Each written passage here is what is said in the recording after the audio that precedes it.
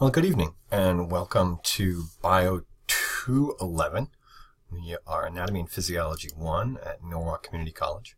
And what we're going to be talking about today is muscular tissue, which is Chapter 10. And, of course, we'll start with an overview of muscular tissue. Where does it arise from? Skeletal muscle tissue, difference between skeletal muscle, cardiac muscle, and smooth muscle, as well as by the time we actually finish, you should have not only figured out how to control muscle tension such that muscle contraction and relaxation can occur, but also how we actually will regulate the, how do I say this, the type of metabolism that is used in primarily skeletal muscle tissue. That's our goal. We're going to introduce cardiac muscle. That's AMP 2. It gets its own chapter, chapter 20.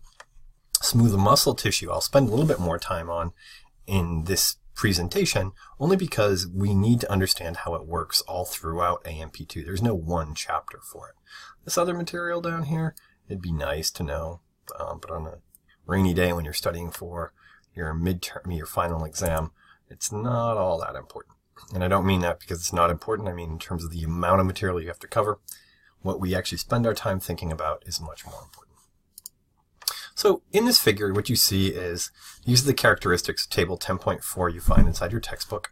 And we describe things in terms of how their shape looks when you're looking at it microscopically. And then where do you find it inside the body? And then how big are these structures? And where does calcium come from? And at the say, when you're looking at this, at the end of the day, you are looking at how we can regulate those tissues. And you're going to see that the three muscle types here are skeletal muscle, cardiac muscle, and smooth muscle. Most of my lecture today is going to be on skeletal muscle tissue. We will finish up at the end with some regulation on smooth muscle. And just let me make sure you understand that we've already thought about smooth muscle. Inside chapter 15, when we're talking about the autonomic nervous system, we thought about how it is we could use, say, acetylcholine from the parasympathetic nervous system to have one effect on smooth muscle, or epinephrine and norepinephrine from the sympathetic arm of the autonomic nervous system, so you actually will have a different effect. Remember, these being antagonistic. Where do all of these muscle cells derive from? Well, all muscles are derived from mesoderm. Remember, we have three layers of basic tissue: ectoderm, endoderm, and mesoderm. As the mesoderm develops, it becomes arranged on either side of the spinal cord, and we're going to call these somites. Don't worry about that, just that you're developed in a segmental manner. So you have a myotome, which is the skeletal muscles of the head, neck, and the limbs. The dermatome, which we spent a lot of time thinking about inside chapter 5 and chapter 16. And then the sclerotome, which we thought about inside chapter 7 and 8 and part of 9, when we're talking about how the vertebrae are made and how they articulate. You can see that both cardiac muscle and smooth muscle develop from migrating mesoderm cells. Well, what is it actually doing? Why did Mother Nature make this stuff for it? Well, we actually have to move, and muscles work on a really simple idea. We are going to create a structure. Let me change the color here for you. We're going to create a structure that is an anchor. And these anchors have a specific name. These are going to be Z-discs, Z-disc to Z-disc. We're going to assemble some contractile proteins inside of here. And what they do is they pull Z-disc to Z-disc. And the consequence, when you sum all of those movements, is that you're going to actually walk or you'll run. The point is you produce body movements. Okay? Cardiac muscle, smooth muscle, skeletal muscle, they all work the same way. They're going to create one structure that we're going to end up calling a sarcomere. So I'm just going to draw this over the top of that, and I'm just going to put a big S there to remind you that there's supposed to be a sarcomere. And we can use this, if we think back to chapter 16, to maintain our posture, okay? Which may or may not be important to you, but if you remember, the more optimized your posture is, the less work your body actually has to do. You can use it to move materials within the body. You can use, say, the heart, which is going to pump blood, Or you can use smooth muscle, which is, remember, you're a tube inside of a tube, and that's going to move material through your digestive tract. Or literally, when your body's moving, you're pushing materials through that same set of vessels. You'll learn more about that in AMP2, though. The consequence of doing work, though, because work, for those of you who took physics, equals force times distance. And anytime you expend energy, you know you're going to produce heat. Okay? And as you get cold, your body will take over using a series of hormones that you have no control over to cause shivering, and that will increase heat production. So in the first 5 minutes here, what we've done is we've introduced the fact that we have to build these sarcomere-like structures, or some repeating pattern like that, within inside a muscle cell, so we can actually cause body movement.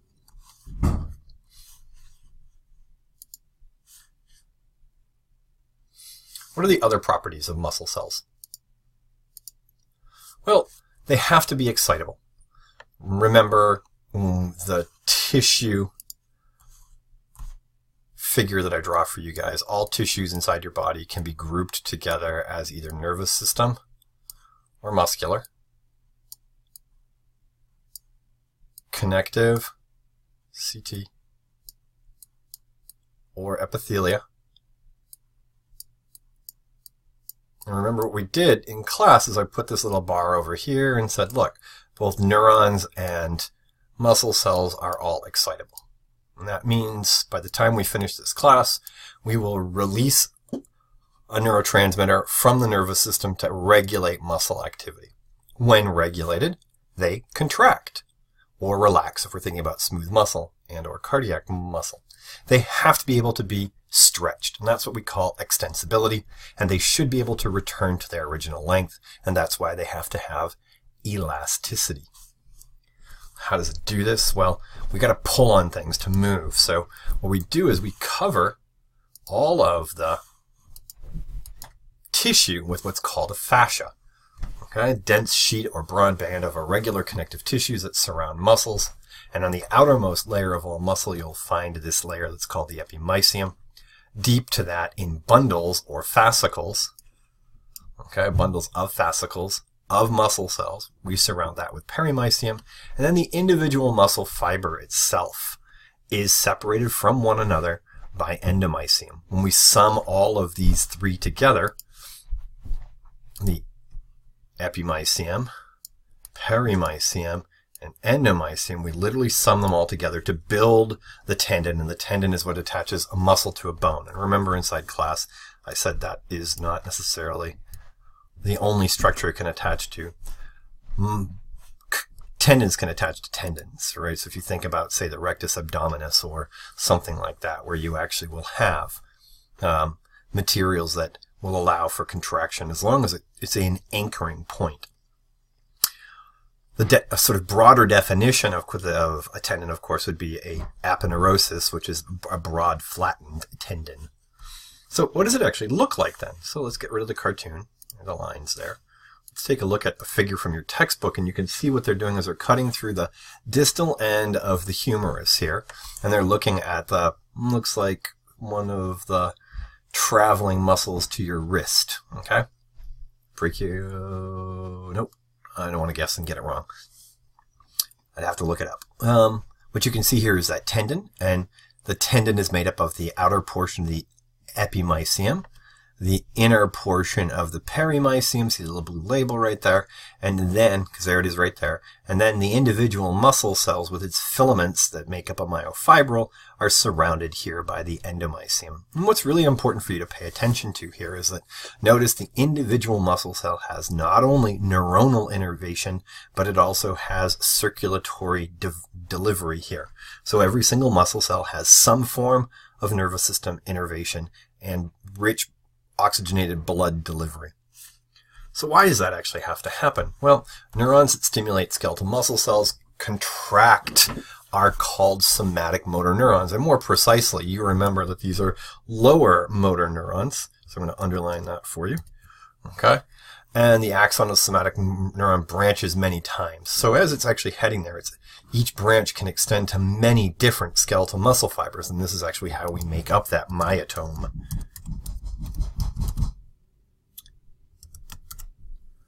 Each muscle fiber, of course, is in close contact, and it actually has one or more capillary beds that are actually developing it. So when we look more closely, you can see that the number of muscle fibers is actually set before you're born. And it's supposed to last you a lifetime. And the way, of course, this works is the more stress you put on a muscle fiber, the more it actually grows, meaning it will increase the numbers of those sarcomeres and myofibrils as needed, and it will lose them as needed. And to actually get muscle growth to happen, okay, testosterone and human growth hormones are the hormones that regulate this for both males and females.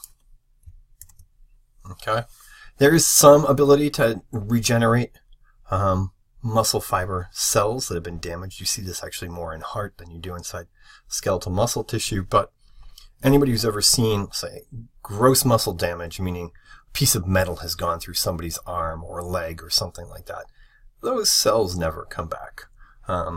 This is to say that there's some potential to repair at some low level, but on the whole, if you lose large amounts of muscle tissue, the tissue never really comes back.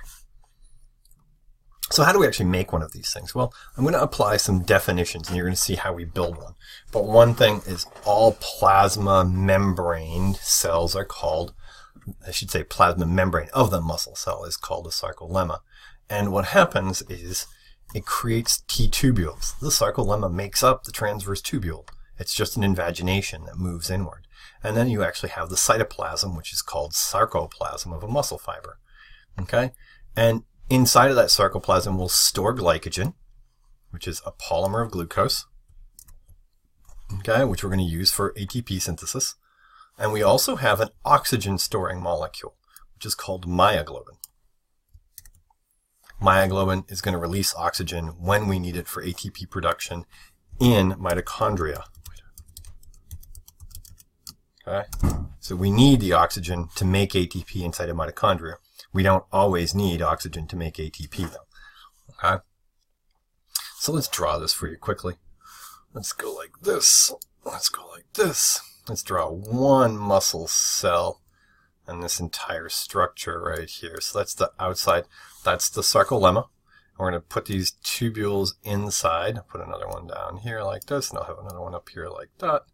And we're going to arrange fibrils inside of here that pass through here, and you'll have mitochondria over here, and you can little dots.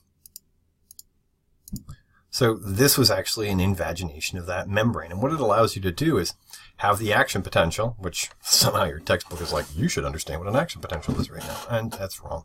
This is when the lower motor neuron creates a neuromuscular junction, releases acetylcholine to bind acetylcholine receptors, causing an action potential that will travel down here. And so Mother Nature needs to get that action potential to travel into the sarcoplasm without letting the fluid outside of the cell in. So let's get rid of that really bad cartoon. Let's go like that here and take a look at these myofibrils have contractile function. And that's because they are assemblages of sarcomeres. And remember, that's Z disc to Z disc that has contractile fibers inside of it that are both extensible and elastic. Adjacent to all these myofibrils is the endoplasmic reticulum, which inside skeletal muscle tissue is called sarcoplasmic reticulum. It stores calcium ions, and calcium ions are rate limiting. They are required for muscle contraction. Because we actually have myofibrils, they are going to actually be made up of contractile processes. You're going to have the thick and the thin filaments, okay? And what's going to happen is these are arranged such that you end up creating these things that are sarcomeres. Your textbook sort of is really awkward when they're trying to share this information. So when you're reading it, I'm going to take you to the cartoon in a couple seconds. But what you want to do is you want to see how you build a fibril, okay, such that it can be contractile. Okay, and within it, you're going to have all these different filaments, and to regulate the activity of the filaments, we have to have calcium. The consequence of actually making all of these tissues is, though, that we actually have specific areas you want to learn. Those Z-discs, I'll draw another set for you over here. Look, Z-disc, Z, and Z, and they're called Z-discs because they move like this. Earlier I drew it as a straight line, right? Another Z-disc over here, right? And what happens is the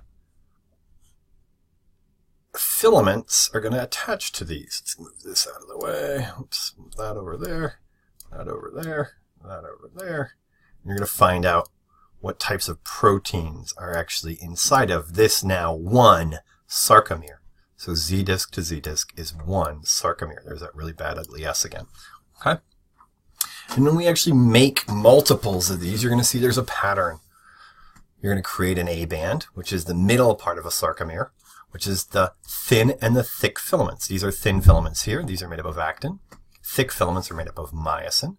And the A band, right here, is the dark middle part of the sarcomere. The I band would be over here, where it's only thin filaments, but no thick filaments. You can see they're lying to you there. Okay? And the Z discs pass through the center of each I band. So it would be I band to I band, so Z disc would be right in the middle. H zone is the center of an A band, which contains thick filaments but no thin filaments. There's a line right there that's just thick filaments.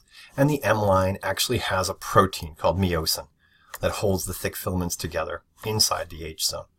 Okay, so we've actually assembled something. We've assembled like a bouquet of flowers on both ends. What does it look like? Let's get rid of the cartoons. Do that.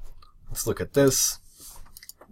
They would have done better if they had showed this figure right at the beginning of the... What is going on here? There we go. Get rid of that.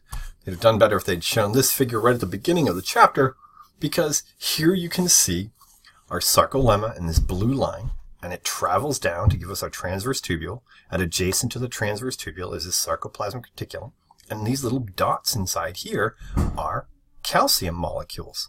And we have to regulate the movement of calcium in and out of this sarcoplasmic reticulum, which is why when you read the key, you're going to see you have either an active transport pump or a calcium voltage-gated channel. Here is a Z-disc to Z-disc structure where you can actually see that one sarcomere, and when you put thousands of these together, you use dystrophin as a protein to attach to the membrane. And then when we pull Z-disc to Z-disc, they will shorten the distance between 2 points for this one sarcomere, but now do it for all of them on a myofibril, and lo and behold, that's how you pull on the sides of the cells. But that's not what actually moves the bone. Remember, outside here, we had that endomysium. Because this is getting shorter, it pulls on the endomysium, and that's what's going to cause movement inside your body. Two other things to think about here. One, here's that myoglobin. It's going to bind the oxygen. Here are those glycogen granules, and one more time, before you get out of this class, you need to remember that glycogen is a polymer of glucose, and should we have oxygen, we will use glucose metabolism to send the products to the mitochondria to make ATP. That's why we need the oxygen to bind to myoglobin. So let's just look at one more thing right here. Okay, you can see that this is now, we're getting into a little more detail for Z-disc to Z-disc, and you'll see there's that M line I pointed out earlier. Here are our thick filaments and our thin filaments, and lo and behold, they even have more structure than that. Look at that thin filament. It's like a corkscrew. And the thick filament are these myosin heads that are attached to the myosin tails, and they're held in place by this M line. Don't worry about this stuff so much. Just notice there's another protein inside here that we haven't drawn before, and that's a titin filament. Notice there's a spring here. That's the extensibility and elasticity. And what's going to happen is these little myosin heads are going to pull on the actin. So you pull Z-disc to Z-disc. Okay? So this is a good place for us to actually pause, okay? So sort of just summarize everything here in like 30 seconds or so, where what we've done is we've told you that you actually have specific types of contractile cells: cardiac muscle, smooth muscle, and skeletal muscle. We're focusing primarily on skeletal muscle. And what we've done is we've worked our way through to the complexity of a sarcomere. And that's the contractile and relaxation apparatus of all muscles per se, but primarily inside Chapter 10, skeletal muscle cells. If we go back to this figure here, I want you to see that what Mother Nature has done is she's assembled a mechanism using dystrophin here to attach the contractile myofibril, built up of all these sarcomeres, inside of a muscle cell, and you have to regulate the availability of calcium and ATP for muscle contraction to occur. That's a pretty good place to stop for right now.